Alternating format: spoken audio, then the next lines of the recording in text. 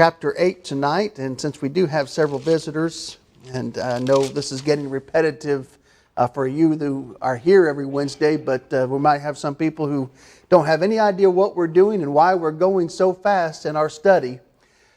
We are, as a congregation, studying or just reading 5 chapters of the New Testament every day for 1 week. And that's the same 5 chapters every day for a week. So at least 5 times, but up to 7 times, we're reading the same 5 chapters.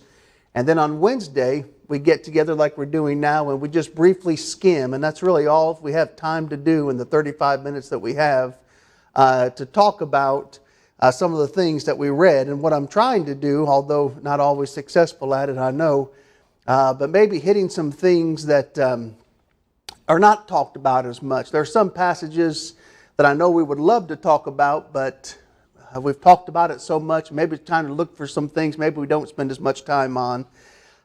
So we're in 1 Corinthians chapter 8, and in 1 Corinthians chapter 8, in the brief outline that I have, it's just questions about meat offered to idols. And we talked a little bit about this when we were in Romans. I spent quite a bit of time on this topic when we talked about scruples and dealing with one another and getting along with other Christians who might have different opinions than us. What's the difference between an opinion and a fact? An opinion, I can have one, and you can have an opposite one, and we can still be okay. But now if there's a fact, what about that? There's only one way to look at it. It's a fact, and we need to agree upon that fact. And so in 1 Corinthians chapter 8, as Paul is writing to these Corinthians, and if you study much about what was going on in Corinth at this time, the city of Corinth had a horrible reputation, and I'm being nice to say that. We compare it sometimes to what we think of as Las Vegas, but that's almost an insult to Las Vegas, if you can believe that. Almost an insult to Las Vegas. But the same types of things were going on there. But what made it, I won't say worse, but bad in Corinth, is a lot of this was associated with their idols that they served. A lot of this debauchery was actually included in their idol worship. And so their worship was immorality, and it was a part of who they were. So now imagine being raised in that culture, in that climate, never knowing anything else, and then you become a New Testament Christian. You think all of that's just going to leave you overnight, or you think there's going to need to be some growth on your part. And thank God that He's patient with us. Especially the food. That's what we're talking about tonight. Rex Turner said that and I'm trying to go by memory, so sorry, Brother Turner, he's no longer with us, so he can't stop me. But he said that the church in Corinth consisted of 3 different groups. You had those who were faithful to the Lord, very moral, and who brought Paul great comfort. And then you had the immoral group of Christians who were still trying to practice, were still practicing the things that they used to before they became Christians. And then the third group was the group of Judaizers who were trying to convince the church at Corinth, especially the Gentiles, that they had to keep part of the law of Moses in order to be a faithful Christian. So you have 3 different groups in one body at Corinth. You see a challenge there? So in 1 Corinthians chapter 8, said all that to say this. What about now those Christians that want to eat meat that was for sale in the markets there in Corinth? Is there anything wrong with that? And again, we talked a lot about this in Romans 14, but let's just read through this quickly and maybe just make a couple comments. 1 Corinthians chapter 8, now concerning things offered to idols, we know that we all have knowledge. Knowledge puffs up, but love edifies. And if anyone thinks that he knows anything, he knows nothing yet as he ought to know. But if anyone loves God, this one is known by Him. Therefore, concerning the eating of things offered to idols, we know that an idol is nothing in the world, and that there is no other God but one. That's true. What is an idol, really, in bring it down to its basest form, what is an idol? I'm talking about the actual idol itself, not what it represents, but this idol. What is it? Hunk of wood? What'd you say? It's just a piece of metal, wood, whatever it is. That's all that it is. Oh, that's true too. That's true too.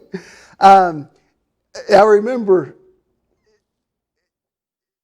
in India, and I know I mentioned it too many times probably, but I just read something like this and I don't know how you can not think of it. When we were our first time ever there, the first time you go anywhere is when it really, sticks out in your memory. We got there, and the key is when you get there in the middle of the day, you got to stay awake until it's time to go to bed on their time. It doesn't work either, but that's the goal. They say that's what you want to do. And so we got there, and so we were close to the Bay of Bengal. And so I said, well, why don't we go and see the bay, and that'll give us something to do so we can stay up. We didn't have any appointments or anything like that, and none of us were in any condition to preach. When you've ever had jet lag, your mind is just, it's not there. So we went to the beach, and we saw all these idols on the beach overlooking the ocean. And some of them were missing arms, some of them were missing, their nose and some ears, some legs. Some couldn't even stand up, so they were just laying down. And I asked the Gudam, I said, what in the world is this? Because, I thought the idols would be better taken care of than this. And he said, well, what happens is when the temple is finished with the idols, they chuck them into the river. The river is the trash can in India. You just throw it into the river. And so then when the time for the monsoons come, it washes out the rivers and it goes into the Bay of Bengal. And then when the fishermen are out there with their nets fishing, they catch these idols in their nets. They bring them on the boat and they bring them up to the shore and they put it on the beach to overlook what they're doing to bring them good luck. Now, what is an idol? It's something that appears for a little while. It becomes in disrepair. It can be thrown into a river, washed out into an ocean, be caught in the nets of fishermen, put on a boat, carried to a beach, and set up there by a man. That's what an idol is. It's nothing. It's nothing but a chunk of rocks or whatever it's made out of, or wood. And so when he says, concerning eating things offered to idols, we know that an idol is nothing in the world and that there is no other God but one. For even if there are so-called gods, whether in heaven or on earth, as there are many gods and many lords, yet for us there is one God, the Father of whom all things, and we for him, and one Lord Jesus Christ, through whom all are things, all things, and through whom we live. However, there is not in every one that knowledge. For some, with consciousness of the idol, until now, eat it as a thing offered to an idol, and their conscience, being weak, is defiled. What's that mean? What do you think? If you read that passage, as you were reading that many times this week, what did you think when you read that? Their conscience is defiled. How? What's that? They ate in doubt. And what was their doubt? What would you say? Read the next verse. Verse 8, but food does not commend us to God, for neither if we eat are we the better, nor if we do not eat are we the worse. But beware lest somehow this liberty of yours becomes a stumbling block to those who are weak. Verse 10, for if anyone sees you who have knowledge eating in an idol's temple, will not the conscience of him who is weak be emboldened to eat those things offered to idols? So what was the problem here in the church at Corinth, do you think? Jerry? Well, you know that God is jealous.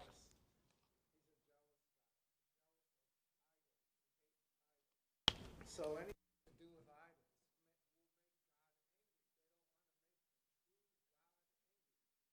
and idol their whole life.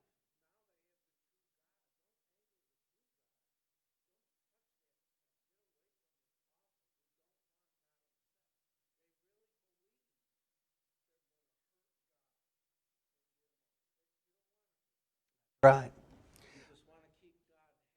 If Jerry were in the church at Corinth, you have an idea which side he would be on? And you know, I think I would be on your side as well. Even though that meets nothing, that idles nothing, but the association in their mind is where the problem was. That's right.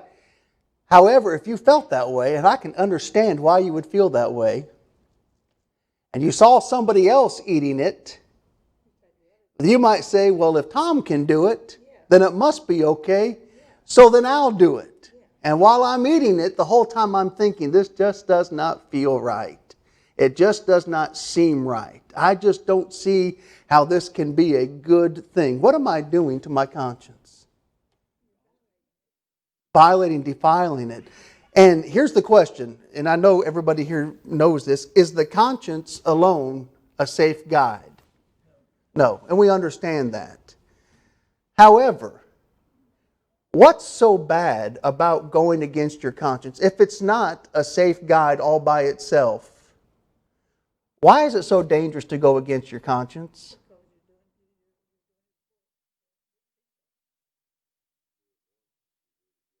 Right.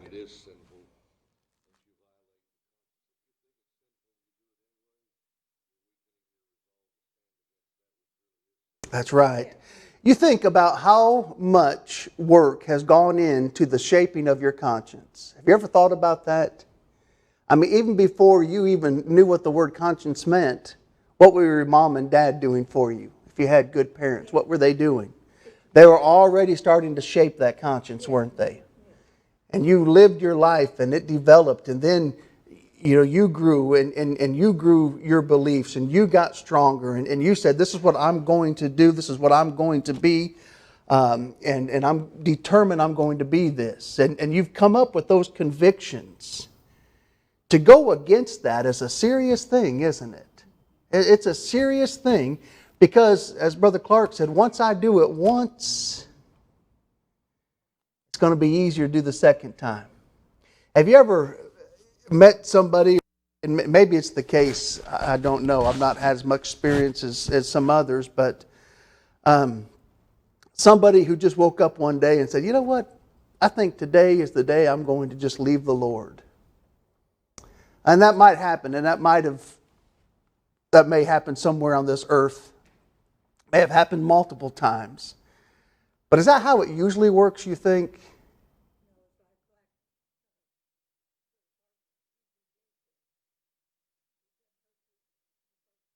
Right. You know,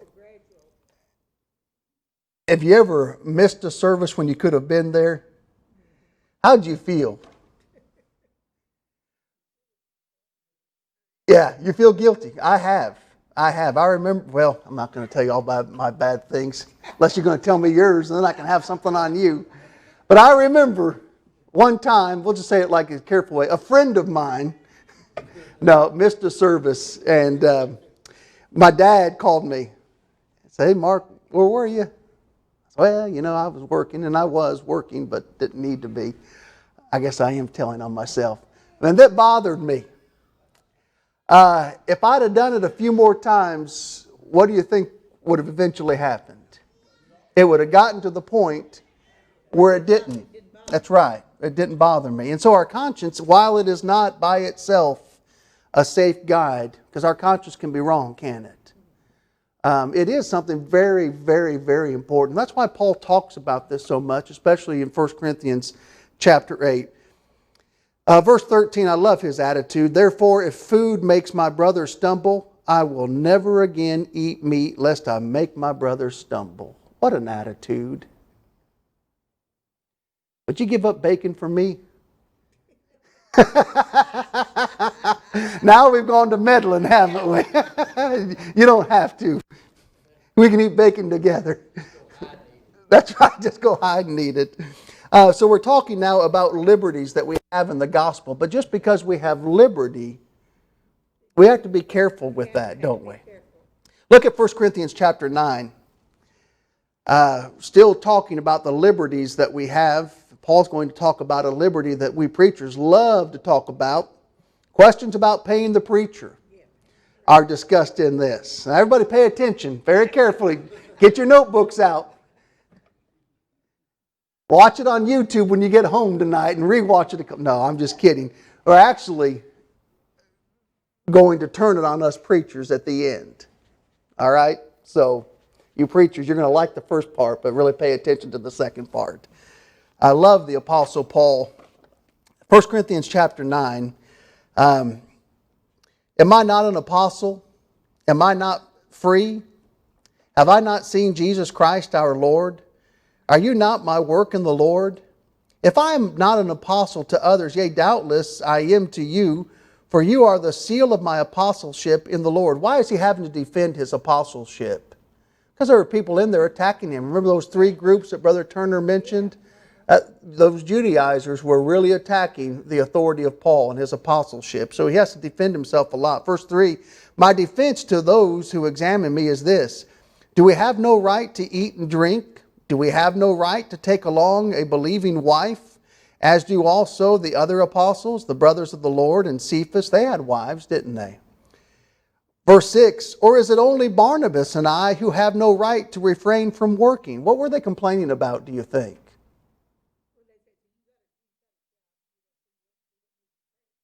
Yeah. And then it seems like they're not wanting them to build tents either. This is your job. This is what you need to be doing. Paul said, well, you're not going to pay me. I got to work. Well, don't work. Well, I got to. Well, watch verse 7. Whoever goes to work at his own expense. These are all rhetorical questions, things that we need to know. Could you imagine if we said to our army, all right, who wants to volunteer to go and fight the dreaded foe? You know, protect America. I want to do it. I want to do it. Let's go. Let me sign up like they did in World War I and World War II. How about if they said, okay, now if you want to go and do this, it's going to cost you $50,000 just to get over there, and you'll need to pay us on a quarterly basis. The longer you're over there, the more you have to pay us. Well, no, we don't do that. What do?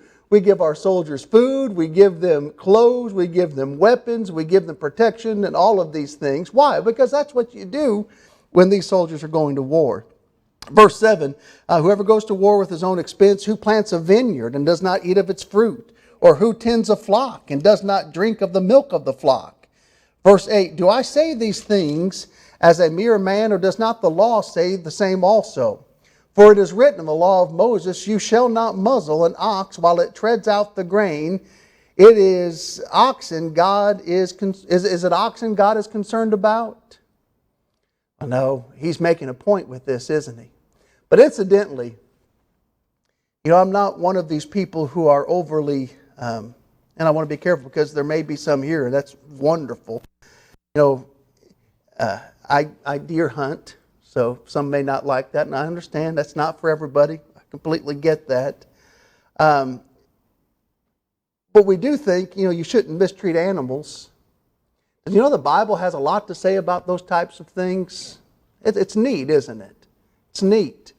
Anyway, talks about that, but that's not his main point. Verse 10, or does he say it altogether for our sakes? For our sakes, no doubt, this is written, that he who plows should plow in hope, and he who threshes in hope should be partaker of his hope. Verse 11, for if we have sown spiritual things for you, is it a great thing if we reap your material things?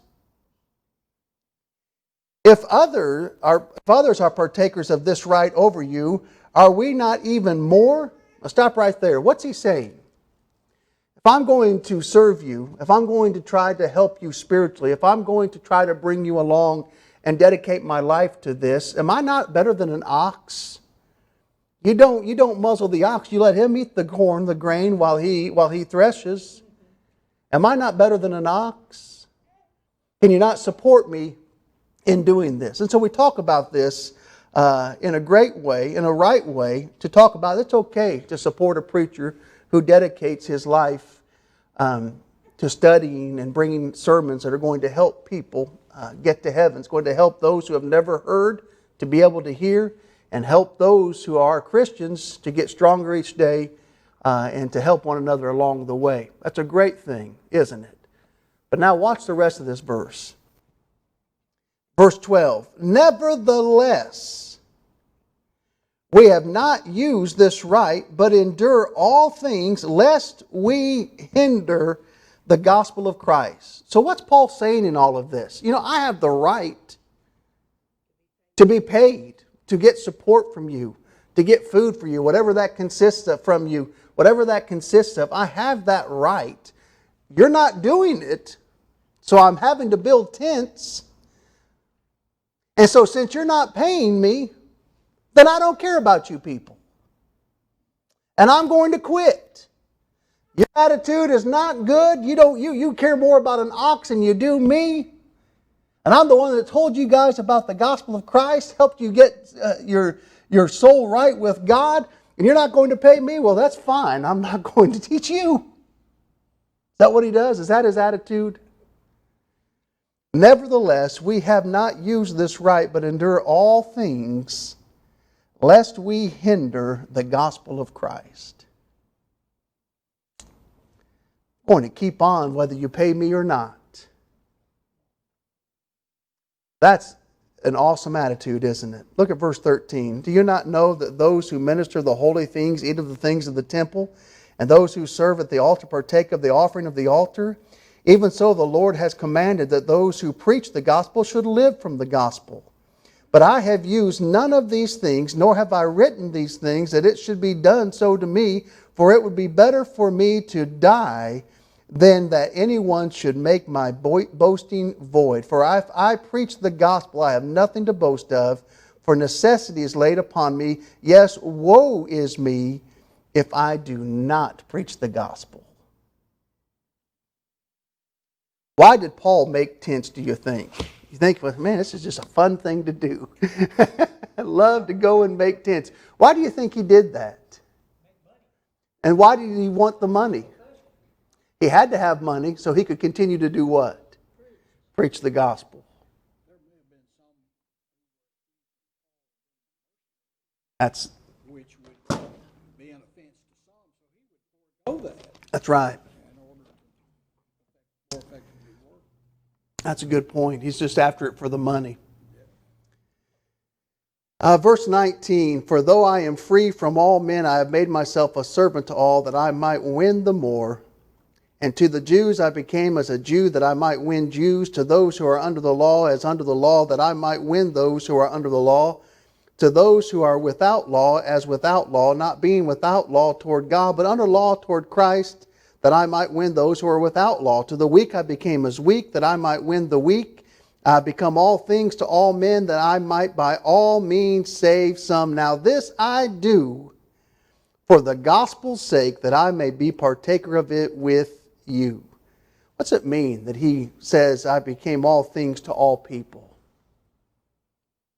Does that mean when he was with trying to convert the Hindus and the idol worshipers, that he'd go ahead and go in there and worship their idols with them? Is that what he would do? What's this mean? When you were reading that this week so many times, what did you make of that? I became all things to all people. Yeah.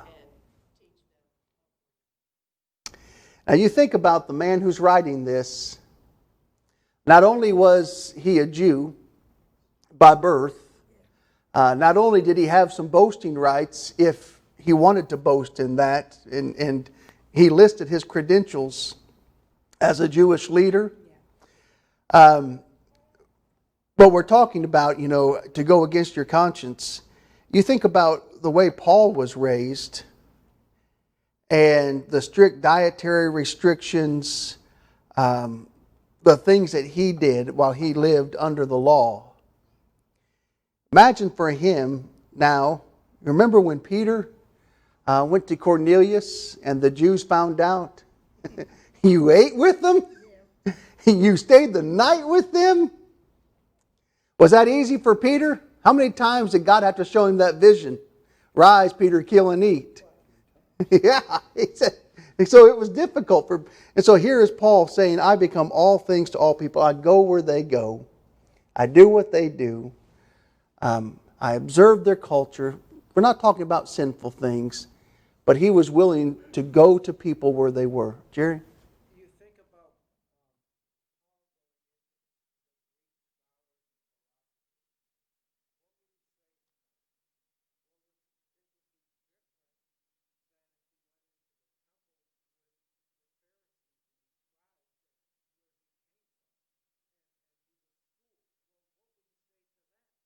Yeah. He would go into the Old Testament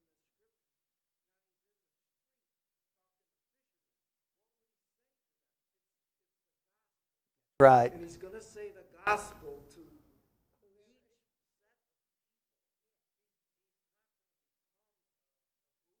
That's right. say, what would I say to a Buddhist? You left out farmers. He would say, I ruined your point. Absolutely. John? I think when it says that you have to not eat meat in front of somebody who is going to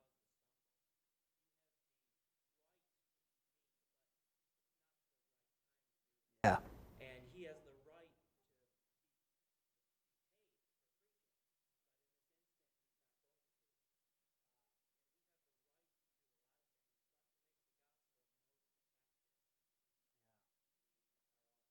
He has the liberty, and we're still in that section on the liberty of things that he's able to do.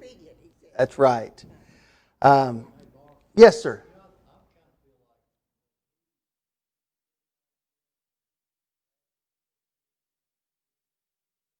Yeah, I remember.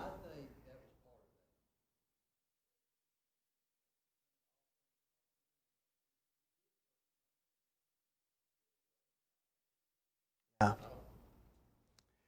That's in Acts. We're in 1 Corinthians.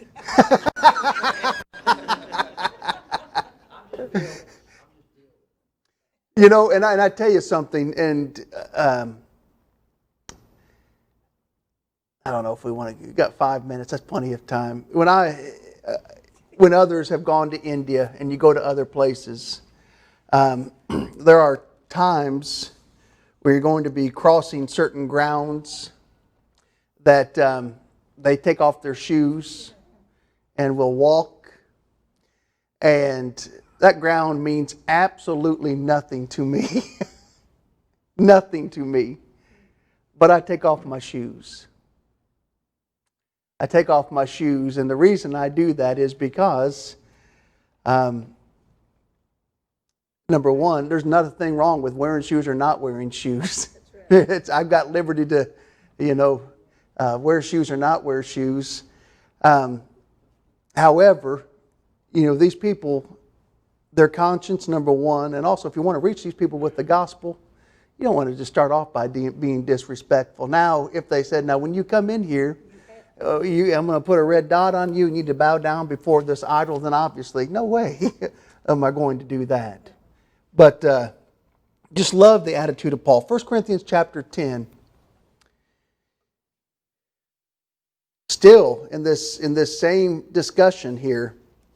Let's read verses 24. We've got to start here because it leads us into chapter 10. So 1 Corinthians 9, starting with verse 24. Do you not know that those who run in a race all run, but one receives the prize? Run in such a way that you may obtain it. And everyone who competes for the prize is temperate in all things. Now they do it to obtain a perishable crown, but we for an imperishable crown. Therefore I run thus, not with uncertainty. Thus I fight, not as one who beats the air, but I discipline my body and bring it to subjection, lest when I have preached to others, I myself should become disqualified. I think King James says cast away. Could Paul become disqualified? Could he have become a castaway? Yeah, it sure sounds like it, doesn't it? Or else why would he say it? Starting in chapter 10, it's a continuation. You see the word moreover, brethren. I do not want you to be unaware that all our fathers were under the cloud, all passed through the sea, all were baptized. New King James says into Moses. So the word is ace. It's unto Moses, toward Moses, in the cloud and in the sea. All ate the same spiritual food, all drank the same spiritual drink, for they drank of that spiritual rock that followed them, and that rock was Christ. So now watch what he's doing here. This is awesome. But with most of them God was not well pleased, for their bodies were scattered in the wilderness. Now these things became our examples to the intent that we should not lust after evil things as they also lusted, and do not become idolaters, as were some of them, as it is written, the people sat down to eat. This is talking about the golden calf, and drink, and rose up to play. Now nor let us commit sexual immorality as some of them did, as in one day 23,000 fell. Nor let us tempt Christ as some of them also tempted and were destroyed by serpents. What happened at that time? Remember, they were murmuring, and God sent the serpents. And what did the people do as soon as those serpents came? Moses, hey guy, the one we were murmuring against, the one we were trying to depose, save us. We've sinned against God. And so he did. What did God tell him to make? A brazen serpent. They had to look at it and all of that good stuff. Verse 10, nor complain as some of them also complained and were destroyed by the destroyer. Now all these things happened to them as examples, and they were written for our admonition, upon whom the ends of the ages have come. So if you're reading this, especially with what we've just read, and Paul in verse 27, I discipline my own body, lest I myself, having taught others, should be disqualified or cast away. And then he gives you these examples of Old Testament people of God who were people of God, but sinned in such a way to be destroyed, to be lost. What would you get out of that? Especially when it says, now all of these people were our examples. Examples for what? The possibility of apostasy, Tom said, which is a fancy word to say, once I'm saved, I can be lost again. That's not a fancy word, that's the right word. The possibility of being lost again. Why was Paul striving so hard with these brethren? Why was he striving so hard with them? Why not give up on 2/3 of the congregation that it seems like we're fighting you at every turn? Why didn't he give up? Because of this right here. This is what's going to happen, he says. If you don't get your life right and stay right and be right. Well, 1 Corinthians chapter 11 and 12 are really good too. I'm sure you enjoyed those. Start reading 1 Corinthians chapter 13 for next week. Have a great rest of the week. See you all, Lord willing, on Sunday.